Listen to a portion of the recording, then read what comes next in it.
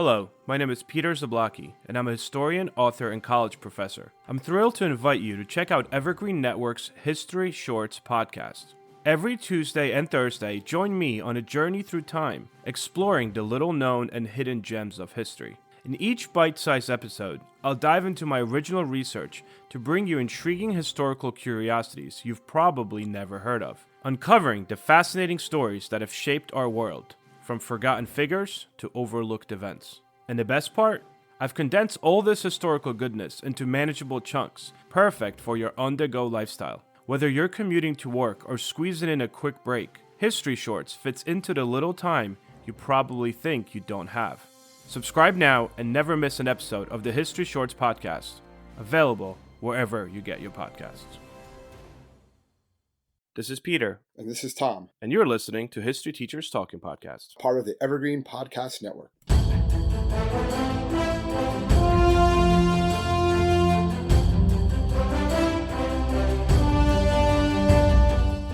All right, this is Peter Zablocki and Thomas Reska, and welcome back to our podcast. I feel like it's been a while. It's been 2 weeks, Tommy. 2 weeks. Well, I guess we were talking about this for a while, and this is what we're going to do. Peter and I are no longer history teachers necessarily by trade anymore. We still are. I'm in charge of a history department. I'm an administrator, and Peter is actually a college history professor now, and an author, not just a history teacher. So we're going to be doing it, but this is kind of like a busy time of year. So we're going to be going to every other week now, I believe. Yeah, every other week. Yeah, we're still. I feel like we want to still do justice to this, and we totally enjoy doing this. So, as opposed to like jumping every week to try to rush it, it would actually makes more sense for us to do these bi-monthly and just do it every other week and really kind of take our time with it, because we thoroughly enjoy doing this podcast. Let's aim for two. Aim for 2 a month, but if you guys get a bonus one, you got a bonus one. That means we found some time to ignore our children and families for that week. We've been sitting on this one for a couple of weeks because this is Women's History Month, and we were kind of like bouncing ideas around, like, what can we do for Women's History Month? And especially when we've done a podcast for 4 years, you always come around to these big things every single year, and we're like, hey, we should do this. And we're like, we did this already. Like, yeah, I think we did. Yeah, we want to avoid repeating stuff as much as possible. Even though history repeats itself, we want to kind of avoid repeating ourselves as much as possible here. So really today we're just kind of doing one of our list episodes, right? Yep. So we're really going to look at a lot of these women who were pioneers in their fields. They fought for their rights. They worked hard. They were the first in their fields, in fields like politics, sports, science, art, literature. So it's just some of these accomplishments by these trailblazing women, not just in American history, but in world history also. Yeah, absolutely. We're going to talk about the famous firsts in women's history, and the fact that we are doing this because of Women's History Month. I kind of want to start a little bit by providing some background to some of our listeners about Women's History Month, because I didn't really know much about this either, per se. It's not as new as people think it is. It's not, exactly. Like, I always kind of was like, yeah, Women's History Month, like, it's there. And then I started looking into how that actually happened. So Women's History Month has its roots in the celebration of International Women's Day, which was actually first observed in 1911. And then the whole idea of dedicating a specific month to honoring the contributions and achievements of women, it didn't really gain traction in the United States until 1970s. And there was part of the broader, obviously, 1970s feminist movement. In 1978, a school district in California organized a Women's History Week, and that happened during the week of March 8th to coincide with International Women's Day. A few women planned and executed this week-long series of events and activities that would focus on women's history. And the success of this Women's History Week in Sonoma County in California inspired similar initiatives across the whole country. So now schools and communities started hosting these events to celebrate women's history with like Women's History Week. And then in 1980, President Jimmy Carter issues the first presidential proclamation that declares the week of March 8th as National Women's History Week. Jimmy Carter did a lot of that stuff. He really was a very progressive right? president. Absolutely. We have to do Jimmy Carter. Yeah, let's do this. I mean, we've been saying it for 4 years. It's time to do Jimmy Carter. He needs to get his due. Maybe we can do it before while he's still alive. That'd be nice. I know. Absolutely. We'll get him on the podcast. We'll see if we can get him. That's right. We have nothing to lose. So, yeah, I don't know if he's going to have time. Well, no pun intended. Like, that's terrible. That's I know, that was terrible. That's not funny. Nonetheless, right? So after President Jimmy Carter issues this proclamation, the National Women's History Project is funded in 1980, and it plays a significant role in popularizing the idea of Women's History Week, making it like a national event. And it grows in momentum really in the 1980s. And in 1987, Congress passes a resolution that designates March as a Women's History Month. And since then, every U.S. president has issued annual proclamations that declare March as Women's History Month. So it started with a day in 1911, turned into a Women's History Week in 1970s, and in 87 it became first recognized as Women's History Month. And that's where it is today. And it basically serves as a platform to highlight different achievements of women in various fields, right? Politics, science, literature, art, activism, really. And that's kind of what we want to do today. We're going to run through some of these women's first. So yeah, and we're going to miss some. Obviously, we're not necessarily doing ones from like the 4th century and things like that. So these are not necessarily chronological order. Okay, we're yeah, just kind of throwing out some first ones out there, giving a little background. But since we are talking about women's rights um, and everything, we have to kind of start where a lot of it started. You could make these arguments, but we're just going to look at the first Women's Rights Convention, which meets in Seneca Falls, New York, 1848. This is obviously one that's talked about, right? It's part of the curriculum and everything like that in all the schools that I've ever been in, right? well, yeah, this So Declaration of Sentiments, right? Declaration of Sentiments, modeled after the Declaration of Independence, and it basically was declaring that women were citizens with inalienable rights to the elective franchise, which basically means like women's suffrage. Yep. And this took place in July of 1848. And you had men there too. So there was about 240 men there and women gathered in upstate New York for this convention. And they were there to discuss like civil, social, religious conditions of men, of rights of women. And of these women, 100 of these delegates actually decided to come together and they signed that Declaration of Sentiments, like you talked about, declaring that women were citizens. Again, this is more symbolism than anything else, but it's just one of these first organized meetings when something like this takes place. So it's saying we are aware that we have these rights. We have these rights just like men, and we want our rights. We want the right to vote. Yeah, but that was the Particularly, key here, right? The key here was literally what this did in 1848 is it sparked the actual women's suffrage movement itself. it began it. Yeah, this is the beginning of the birthplace of it. Yep, and it took 7 decades until the women actually got the right to vote in the United States. But this is the impetus for it: is that this is where they're let it be known that no, we deserve rights, citizenship rights. I mean, really, all they're talking about is civil rights for women. That's this you could call this the women's civil rights movement because they're looking for rights granted by governments, particularly the right to vote. Yeah, absolutely. That was the first one for women's first rights convention. I have one before it, which is kind of like a tidbit of history. It's not like like something as big as what you just mentioned. But Samuel Slater, he's a known inventor in 1700s, but in 1793, Hannah Slater, under the name Mrs. Samuel Slater, because she couldn't go under Hannah, received the first ever U.S. patent granted to a woman. I saw that one. Yeah, yeah. And she does this for a cotton thread. She comes up with a specific cotton thread, which actually that invention, coupled with what her husband winds up doing, helps her husband build a successful textile business, is because of her invention. But she could not, still in 1790, she could not put her own name on that patent. She had to write Mrs. Samuel Slater. But again, first woman ever to get a patent. That's how kind of where that saying always comes, right? Like behind every great man is an even better woman, or That's something like right. that. Greater Like woman. Yep. greater woman. So that kind of said because she did a lot of the work, but she couldn't actually apply for the patent. And that's just something that you're going to see in history quite a bit. Like we will be talking about, or if you ever do any research, that a lot of women had these ideas or these breakthroughs, but they couldn't take credit for it because of the time period. Again, this is 1793, but if you look at 1800s, there's a lot of firsts in the 1800s, particularly because you have, I think it's kind of coupled with the idea of what you just mentioned with the Seneca Falls Convention, right? That happens in 48. A lot of these women's firsts that happen in 1800s happen after 48. And one Yeah, of the first ones that I that look at lays the is, groundwork. right, absolutely. Elizabeth Blackwell, MD, first ever female doctor in the United States, right? She graduates from Geneva Medical College in New York in 1849. Elizabeth Blackwell, however, is British born, even though she became the first American, I mean, I guess in America, woman to become a doctor, but she is British born. And then another one that I saw that was interesting is 1872.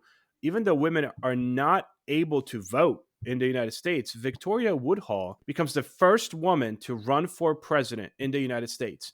And Victoria Woodhull in 1872 wins 0 electoral votes, college electoral votes. Although, even if she was to win anything, that she wasn't allowed to She wouldn't be allowed vote. to anyway. Yeah. Yeah, Well, I thought one of the ones that was interesting is one of the first places where women could vote in the United States. Is one of those tricky things that have always had students confused. So we know women get the right to vote in 1920, but in certain territories, in certain states, women could vote before this. And one of the first ones was the Wyoming Territory, which first granted women the right to vote in 1869. The territory legislature just declared that every woman of the age of 21 residing in the territory may at every election cast her vote. The congressman actually lobbied hard against this happening, but they basically had to do it in order to get people there. That was another reason too. And then that right to vote actually carried into when the territory became a state in 1890. And they actually elect their first female governor, Nellie Teoli Ross, in 1924. So you kind of see like the progression there, right? They allow women the right to vote. That carries over to when they become a state. And they're one of the first states to get a female governor in 1924, just 4 years after women get the right to vote at all. You kind of see the timeline there. It's a really good example. Absolutely. And it's also kind of cool, again, from historical perspective of New Jersey, where we are recording this, is that New Jersey has an interesting case, and very noteworthy case, I would say, in history when it comes to women's suffrage, because initially when the United States was formed, women in New Jersey, by a mistake, had the right to vote. So when the United States, right? So the United States is formed. The first ever New Jersey state constitution in 1776 didn't specify when it wrote who the actual voting rights were granted to. So it said literally that voting rights were granted to, and I quote, all inhabitants who met certain property requirements. Yeah. So because it didn't specify gender or race, as long as a woman owned land, effectively, it allowed them to vote.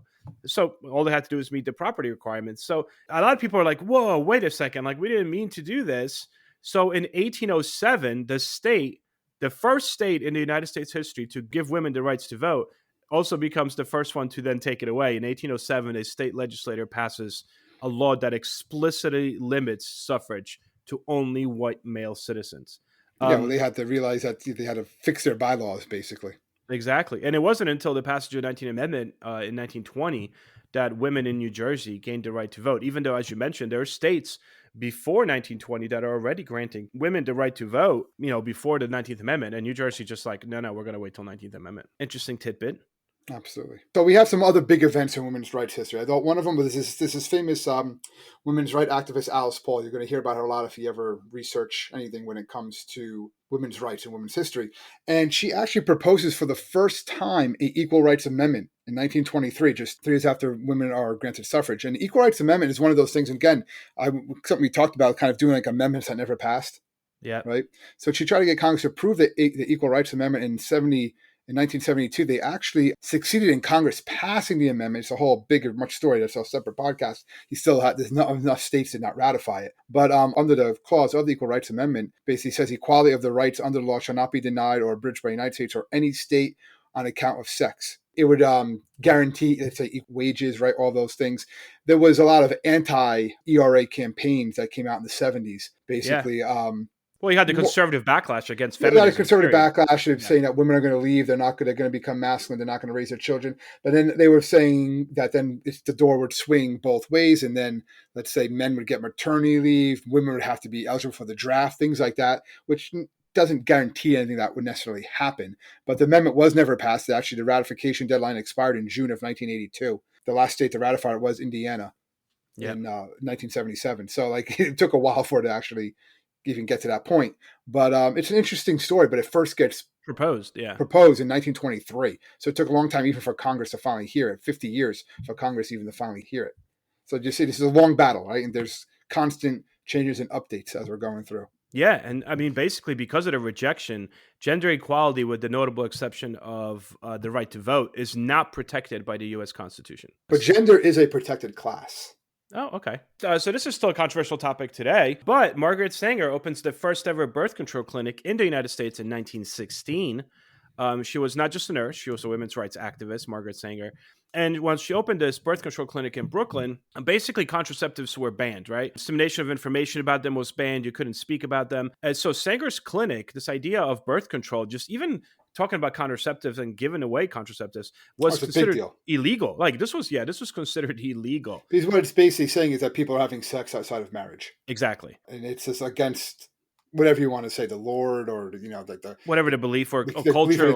It probably wasn't something that was necessarily happening everywhere, but it was kind of like the idea. I mean, this goes on.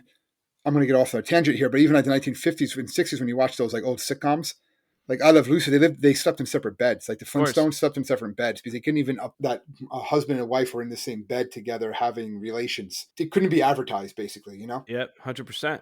Well, what's up happening here? So in October, right, in 1916, you have the Vice Squad in New York City actually raids her clinic and arrests the entire staff. It seizes condoms because they say this is illegal. She tries to reopen the clinic twice, and both times the police winds up forcing her to be evicted, and she closes for good. But again, this is the first time that you have a birth control clinic. She does create something, right? Doesn't she? Yeah, go ahead. Some other stuff? 1921, right? 1921. Yeah, she winds up forming the American Birth Control League, and this organization over time just kind of morphs into what we call today Planned Parenthood.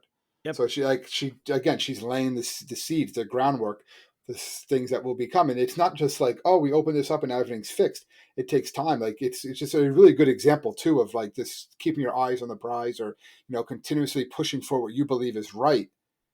Because it just because she got shut down and a bunch of times, and in 1921, though her clinics got closed, she kept at it, creates the American Birth Control League, and it grows into this much bigger entity today in Planned Parenthood. Yeah. And I think let's, we could talk about some awards, I guess. In 1903, first female Nobelist, Polish-born French physicist Marie Curie, first woman to win a Nobel Prize. She received the award for physics with her husband, Pierre Curie. In 1911, she is the sole winner of her own Nobel Prize for chemistry.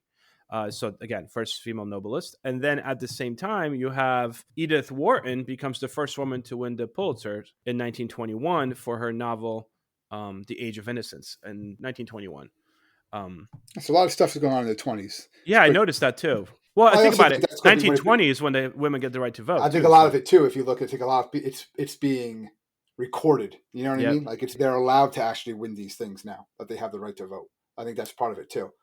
Not to say there weren't great writers and stuff like this before all of this, or worthy people that could have won, worthy women that could have won these types of awards. It's just they weren't allowed to, really. What else you got that's around this time period? In the 20s, well, we have Amelia Earhart. We've talked about her quite a bit in the past, right? But the first woman to cross the Atlantic in an airplane, 1928. Which, if you're following the news, I believe they found the airplane now, right? But basically, we've talked about her. We talked about her also when we talked about Eleanor Roosevelt. So she became famous, a super celebrity at the time. But I think one of the big ones just shortly after that is Frances Perkins becomes the first female member of a presidential cabinet. Yeah, in 1933. FDR, she's a sociologist and like a progressive reformer, and she serves as Secretary of Labor. And she kept the job until the end of World War II in 1945. So like, she kept the job up until even past Roosevelt's death. Yeah, she was actually a teacher. Look at that. Yeah. Before she became involved in social reform, she was a school teacher. First woman to serve on the New York State Industrial Commission. First to hold a U.S. cabinet post, obviously with Roosevelt. I mean, she was kind of the champion of a lot of the New Deal policies, and she helped establish the Social Security Fair Labor Standards Act. Like this lady was she's a big time reformer. And actually, one other one that I feel like we missed that was like 1916. When you talk about politics, is the first ever Congresswoman in 1916 was Janet Rankin, elected to House of Representatives from Montana, becomes the first female member of Congress. But what I want to mention about her is the fact that she served only one term because of the fact that she decided to vote against during the war in 1917, and that was the end of. Was it 1917 or was it 1941? I thought she did it twice. She did it twice, yeah. But I think she was the only one in 1941. But in 17, it was a couple. No, probably true. But I know she was the one. She did it in. She was a pacifist. She didn't believe in war. Speaking of World War II, you have the All-American Girls Professional Baseball League. Becomes the first professional baseball league for female players in 1943. I'm sure you've heard of like the League of Their Own, like that movie. I've never seen it, but I heard it's an amazing movie. I remember watching it, and never my mom's friend brought over to watch it. It was a good movie. It was a good movie. Without a doubt, it was a funny movie. It was a good movie. Tom Hanks, right? There's no crying in baseball. All that good stuff. Yeah. Tom Hanks, right? Go listen to our. Speaking of him, go listen to our. Forrest Gump podcast. Forrest Gump is doing great, by the way. You guys seem to be really liking it because it's getting me like. We just do a whole bunch of like Tom Hanks movies, like Apollo 13, Forrest Gump. Right. Elvis, wasn't he? Never seen him playing Elvis. I'm sure there's other ones. He played a bad guy in Elvis. Joe versus the Volcano, very historically accurate movie. I saw that movie. I'm sure you. So you saw Joe versus the Volcano, but not League of Their Own. I know. I kind of the second I said that, I was like, oh, you're going to bring that up. Did you see the one called Money Pit with him and the Cheers? What's the name from Cheers? Where they bought a house and it was falling Christy apart. Alley. No, it wasn't Christy not Christy Alley. The other one. The other one. Ah, Yeah, it was falling apart. So basically, you had women were playing professional baseball way before this. They did have them. They were called Bloomer Girls, right? Named after the feminist Amelia Bloomer.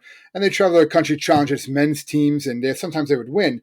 But really, you had in 1943, you had so many of the major league stars had joined the armed forces and gone off to war that the stadium owners and stuff like that were worried that the game would never recover. So the All-American Girls Professional Baseball League was kind of the solution to the problem. It would keep the ballparks filled, the fans entertained until the war is over. And it wound up actually lasting for 12 seasons. And more than 600 women eventually played a lot of these. So you had a lot of these different leagues and stuff like that. And it was eventually disbanded in 1954, based as all the men were back and stuff like that. But it went for a lot longer than originally anticipated. And you had a lot of famous players that did these sorts that played during this, like Racine Wells and people like that. Yeah, the Rockford Peaches was probably, I think that was the most famous team. That's a team at least they focused on in the movie. They have a display of the All-American Girls Professional Baseball League actually in the Baseball Hall of Fame. So they are honored there. I did not know that. All right, so the next one that kind of pops up, and the History Channel wrote a really good article about this, guys. If you want to check it out, it's actually the FDA announcing the approval of the pill in 1960, which was the first birth control drug. Huge. Yep. I mean, Congress literally would like talk about this, like the idea of like, should we do this? Should we allow this to happen? FDA is like going through so many people coming up and questioning the validity of whether women should be given the right to have birth control. And the issue was that most of it, there was not about scientific objections to the pill itself. A lot of it was fixated on the moral and religious aspects of the pill. Well, it's also the morality of prescribing drugs to someone who is healthy. Yeah. That was also something that like, should we be doing this? Is this even something we want to do? And what you're seeing here too is that battle between like, how should the government be getting involved? You see like science is making these strides, right? You're seeing this a lot after particularly World War II. Science is making these big strides. And then, but like the culture has to kind of catch up to it. Like, we can do this? Is it right to do this? Right. So you're seeing that, and the pill is just like another example of that. Like, is there, should we be giving these drugs to healthy people? And one, should we be giving them to like young girls? Yeah. Or, unwed mothers, like, or unwed women, forget about that, like. Well, there was a lot of people that thought that there was, there's going to be adultery and so on and so forth. Yeah. Yeah. All right. So I'm going to go a little international because we're getting into the 60s and 70s here. So in 1963, Russian cosmonaut Valentina Tereshkova becomes the first ever woman in space. She orbited Earth 48 times in 71 hours. First and only woman, really, to undertake a solo mission in space, I think, to this day. Solo mission, yeah. Yeah, kind of cool. Next one deals with kind of breaking a glass ceiling, right? CEO of Fortune 500. Yes, Katharine Graham. Yep. As we were talking about. Yeah, so she was known as Kay, and she took over leadership of the Washington Company in, I believe, 1972, and she was the first woman to CEO of a Fortune 500 company. And under her leadership, the Washington Post actually flourished, and it kind of, again, shows this connection to history. I always love when things connect like this, And then Washington Post during this time flourished, mostly because they broke the story of the Watergate scandal to the world. Yep. So, it was under her leadership. Yeah. It was under her leadership. She was the one that kind of just said to push this forward and go with the story of Watergate, this scandal that brought down Nixon. So I like to love those little like tidbits, those connections. Yeah, that's kind of cool. In 1977, Janet Guthrie. Yeah. Yeah, first woman to drive an Indy 500. She was an aerospace engineer. So she was actually training to be an astronaut, and she winds up being cut from the space program because she didn't have her PhD, apparently. And she's like, you know what? Forget that. That's what people don't realize. To be in the space program, you need to be, it's not just like physical. You got to be smart. And not that she wasn't. It's just she didn't have her PhD yet. Yeah, you didn't have it yet. Yeah, I mean, that's totally, I don't have mine. I know, right? And then she was like, you know what? Forget this. I'm going to turn into car racing instead. And she becomes the first woman to qualify for Daytona 500 and the Indianapolis 500. Yeah. Right now, if you go to one of the Smithsonian museums in Washington, D.C., you could see her first ever Indy race helmet. That's what I'm doing this summer. I'm just going to go to the Smithsonian. I have to go to D.C. this summer. Got some. Right. I'm actually writing an article. I just got contracted to write an article for the Smithsonian magazine. So one of my bucket list items in my life is happening, which is kind of cool. Good, nice little plug there. Good. I know, but I'm proud of it. This is like a big. I told my wife, I'm like, proud. Always gonna be proud. I'm like, I told my wife, I was like, hey, I just got contracted by the Smithsonian magazine. This is awesome, and she's like, great. What's for dinner? I'm like, okay. Anyway, so what do you have that's next? So President Reagan. Okay, this one is probably a very famous one. He nominates Sandra J. O'Connor to be the first woman of the Supreme Court back in 1981. So she was confirmed that September. She didn't have much judicial experience when she began her Supreme Court term, but she'd only been a judge for a few years, never actually served on federal court. But she really made a name for herself, and she became a member all the way until 2006. And she was a groundbreaker because she becomes the first female member of the Supreme Court, so the highest court in the United States. It's a big deal. Yeah. And it's also what kind of gets me. This is 1981, and it's considered a huge deal in the United States. And yet, in 1980, you have an Icelandic politician. Yes, I saw that. Yeah, good job pronouncing her name. Yeah, Finn Bogadottir. Finn, it's a long name. She's a divorced single mother and becomes the first woman in the world to be elected as the head of state. She serves as the president in Iceland from 1980 until 1996. So in the United States, we're like, yeah, we have a first woman elected to Supreme Court. Meanwhile, other countries are like, we have female presidents, and we're not quite there yet in the United States. We're moving in the right direction, you might say. Well, there's people that have run. Obviously, there's several women who have run. They just haven't won the whole thing. Yep. But I'm sure it'll happen. All right. So what do we have next? Let's get to athletics a little bit. I know we talked about the Women's Professional Baseball League, but JonBenet wins the first, or Bennett actually wins the first women's Olympic marathon in 1984. So it was in the 84 Summer Games in Los Angeles. She finishes first ever women's marathon, and she finished her 400 meters ahead of silver medalist Norway's Greta Wahl. So it's like the first time they ever do it, and then she's an American, and she wins it. So it's a very big honor in those 1984 Olympic Games. It basically shows that women can do these things. Also, there was kind of debate whether or not a woman could actually complete a marathon at this point. In 1992, Canadian Manon Rhéaume, 10th goal for the Tampa Bay Lightning in a preseason game. I remember this. Yes. The first ever woman to play in the NHL, first ever to compete in one of the four major professional sports at all in sport leagues in North America. I don't remember that. But I don't remember because I remember seeing it on SportsCenter or something like that. I was younger, obviously, but I was getting into sports. It's something, I know you have a hard time understanding sports sometimes, but it's like, let's talk about books, these physical challenges people put themselves through. But I do remember because I had a cousin who was a Tampa Bay Lightning fan. He really just liked it because the logo looked like the Flashes back then. It was like a blue Flash logo, so it was cool. But she played, and I think she did okay. She winds up. She was good internationally. I know she won 1992 and 94 World Hockey Championships for women's national team. Well, the next one that I have too is Aretha Franklin becomes the first woman elected to the Rock and Roll Hall of Fame in 1987. And then jumping from music, I think we could also jump to Oscars. And this is a big jump because obviously Oscars just happened as we were recording this. They happened a couple of days ago. But Catherine Bigelow becomes the first woman to win an Oscar for Best Director for The Hurt Locker in 2010. And what's interesting is she actually triumphed over her former husband, James Cameron, who at the same time was up for an Oscar for Best Director for Avatar. So let's jump into politics a little bit here. I know we've talked about it a couple of times with the Supreme Court and stuff, but then this one is a name that I remember, right, much more in my time. Madeleine Albright becomes the first female Secretary of the United States. That was in 1997. She was international relations expert, and she was sworn in as the 61st Secretary of State and the first woman to ever hold that job. Other women have held it since then, but she was the first one to ever do it. It's basically make her the highest ranking woman in the federal government history. Bill Clinton asked her to be in her cabinet, and she actually served as the country's permanent representative to the United Nations before it. So she had a lot of experience, obviously. And we know Condoleezza Rice eventually does this in 2004. I believe Hillary Clinton does it in 2009. Former First Lady Hillary Clinton becomes the third female Secretary of State. So it's definitely becoming a position that women can get, but Madeleine Albright will always hold the designation of being the first one. Yeah, there's so much in the 2000s. Yeah, you see a lot more. I think we really start seeing a lot more of that progression there. Yeah. Speaking of 2000s, obviously Hillary Clinton becomes the first female president nominee of a major party in 2016. So not just the vice president, because I know you had some women be on the vice presidential ticket, I believe in the 80s. Hillary Clinton actually becomes the nominee in 2016. For the Democratic Party, become the first woman of a major party to achieve that distinction. She did run previously unsuccessfully against Barack Obama in 2008, losing in Democratic primary. And she fought off Bernie Sanders in 2016 before clinching the nomination. And I believe when she won, they actually did a virtual, I don't know how they did this, I guess with a screen, like the glass ceiling breaking. I remember seeing that, right? You remember seeing that, Pete? Yeah. Vaguely. You remember doing a big thing about it and stuff like that. Now, she didn't win the election. We know she eventually lost to Donald Trump, but she was still a presidential nominee. So just getting that far is a huge step forward.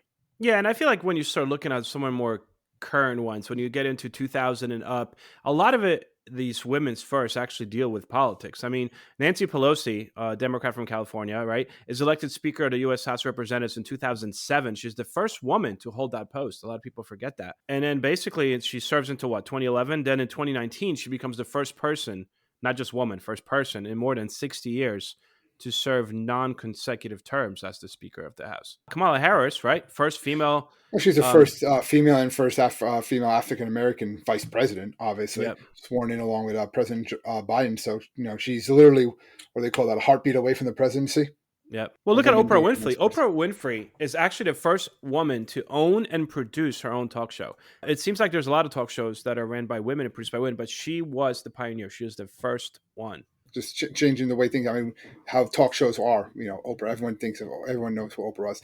We can't do it first without having Margaret Thatcher, right? I was going to say first female prime minister. Of the UK. Very close friend of Ronald Reagan. Yeah. We always talk about, we should do a podcast just on her at some point. So if you guys go out there and just type in women histories first, a lot of different things come up. I mean, Reader's Digest goes through like 79 first, and it goes through very international in scope. We kind of tended to stay a little bit more in U.S. focused, but internationally, you have so many different first female elected president of Argentina and so on and so forth. There's a lot of international ones out there as well. A lot of different things. So again, we don't really have the time to go through all of them, but I would definitely encourage everyone to go out there and find some of these because there's a lot of amazing women that could and should be celebrated this month.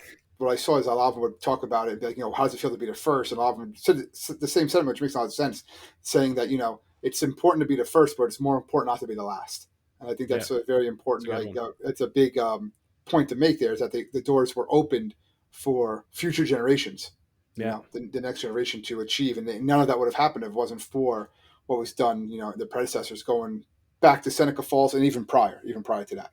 Absolutely. Well, thank you so much, guys. We really do appreciate you tuning in once more to listen to our podcast. As mentioned before, we are going to take a little bit and do these podcasts and drop these episodes once every 2 weeks. Once in a while, we'll do a bonus episode, but by doing this, it allows us more time to kind of really focus on these episodes and really pour our heart and soul into them and take the time to research for them. So going forward, you will not have another episode for another 2 weeks, and I hope you guys tune in again to support us. So, and also, let us know if you have anything you want us to cover. Like, we're always interested in hearing what people want to know more about. So if you need to find us, you can find us at www.historyteacherstalkingpodcast.com. We are there to answer any of your questions. Thank you so much, guys, and we'll see you in 2 weeks. Stay safe, everybody.